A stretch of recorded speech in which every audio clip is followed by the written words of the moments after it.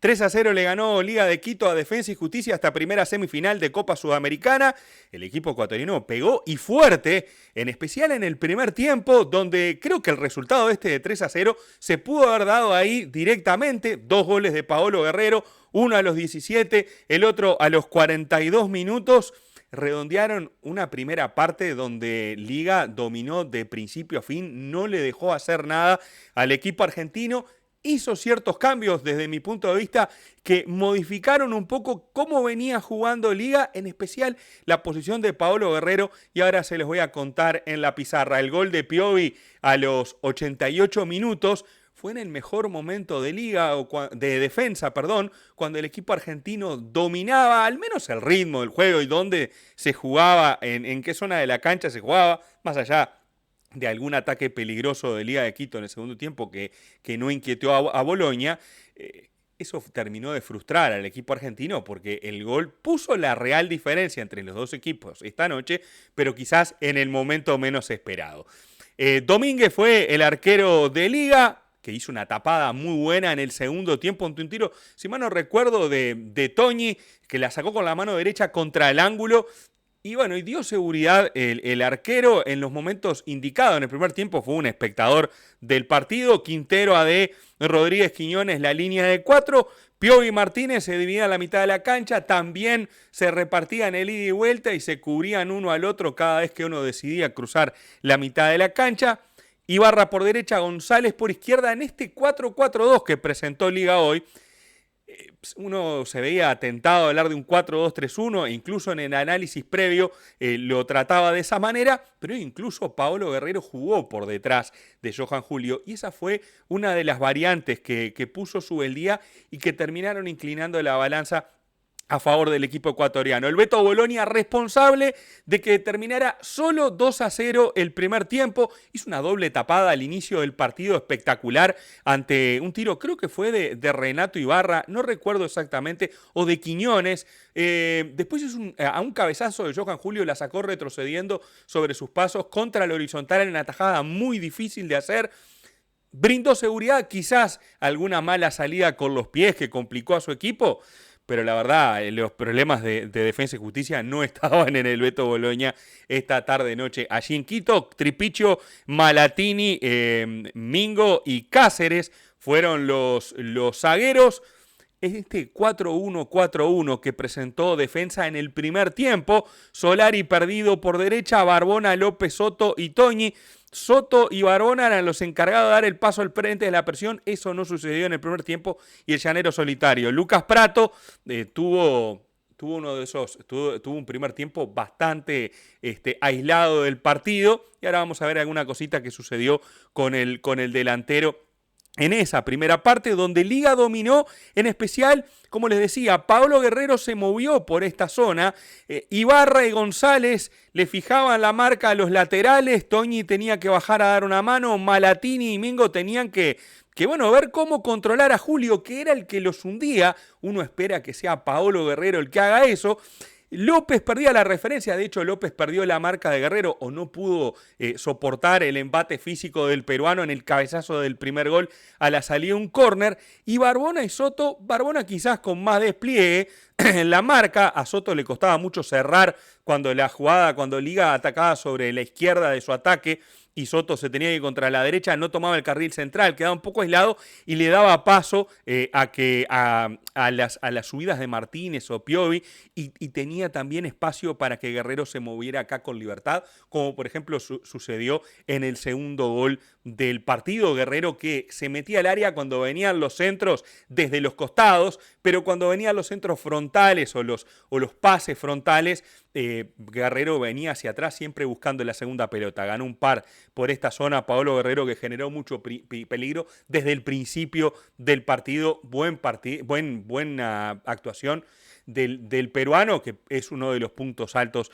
de este partido. Estos movimientos de Johan Julio acá hacían que los centrales no perdieran la referencia de Guerrero y el peruano se divirtiera pivoteando, moviendo para los costados, generando, por ejemplo, la jugada del segundo gol. Las caídas de Quinteros, de Quiñones eran constantes, desbordado por completo Defensa y Justicia, que cuando podía salir al ataque Lucas Pratto venía a recibir a los costados porque los ataques de Liga se armaban por los costados y las recuperaciones de Defensa y Justicia eran por los carriles exteriores de la cancha y nunca estaban los jugadores de defensa para poder resolver desde el medio y allí abrir para que Pratto fuera al área, sino que era Pratto el que se abría, el que recibía contra los costados. En este caso estoy poniendo como ejemplo el lado derecho de la cancha. Toñi, como estaba ayudando a la subida de Quintero, no tenía la posibilidad de estar cerca de Pratto para que Pratto hiciera este movimiento, sino Lucas Pratto tenía que venir a buscarla,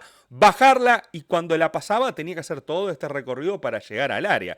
Y eso le quitaba efectividad, la perdía mucho antes que todo eso sucediera.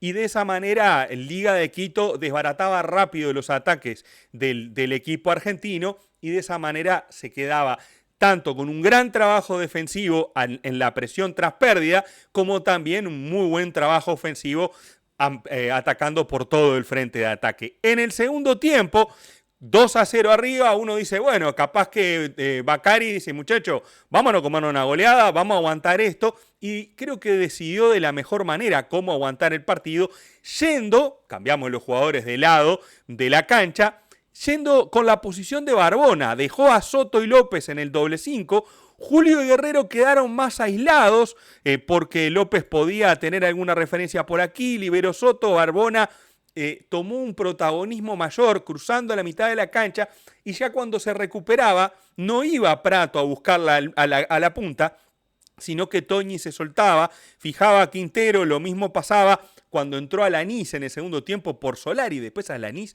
Bacari lo sacó, yo no sé si estaba lesionado, qué fue lo que sucedió, quizás no estaba cubriendo en algún momento. Se le empezó a hacer muy ancha la cancha en estas subidas de González a las espaldas de Tripichio, donde Malatini tenía que salir a cubrir, Cáceres cerrar en el segundo palo, y esas cosas quizás le molestó al entrenador y por eso lo sacó. Son las dos explicaciones que le puedo encontrar en la salida de un jugador que había entrado en el primer cuarto de hora del segundo tiempo, mientras me suena el celular, por supuesto, y que terminó saliendo, cuando uno dice, si estoy jugando a la altura, lo que más preciso es pierna fresca y no voy a sacar a uno que está haciéndole daño al equipo rival, porque Lucas Pratto muchas veces, Alanís se metía por el centro y Lucas Pratto podía entrar por el segundo palo ante desbordes de Toñi. Barbona fue importante en la segunda parte, Soto y López mucho mejor en lo que refiere al manejo de pelota y en la presión tras las pérdidas del equipo. Y eso empezó a hacer a Defensa y Justicia un equipo peligroso que le partió el equipo a Liga de Quito. Los ecuatorianos empezaron a no encontrarse a la mitad de la cancha. Martínez y Piovi parecían cansados. Eso también provocó algunos cambios de Subeldía para refrescar un poco, respondiendo a lo que había hecho el equipo de Defensa y Justicia. Había entrado Zambrano por Mauricio Martínez a los 78, Alzugaray también en ese mismo momento y luego Brian Ramírez sobre el final de partido, tratando de abrir por el otro lado, tratando de hacer que el equipo argentino tuviera cosas que atender en defensa porque había perdido definitivamente este duelo en la mitad de la cancha. Piovi y Martínez contra Soto, López y Barbona. Barbona en especial que había agarrado la manija y Toñi que se había soltado por izquierda. Tripichio que empezó a subir por derecha y eso le empezó a complicar mucho de las cosas al equipo ecuatoriano que tuvo un Domínguez, un arquero muy firme. Alanís ganó una por arriba, medio con el hombro, medio con el brazo, que tapó también muy bien el arquero de la selección Ecuador, uno de los arqueros de la selección de Ecuador. Y en ese dominio en un momento decía, bueno, Defensa y Justicia tiene que hacer un gol porque en cualquier momento lo pueden invocar. Defensa no pateaba el arco con peligro sostenido, sino que generaba sensación de gol, desaprovechó muchos tiros de esquina, muchas veces tirados muy fuerte y pasados.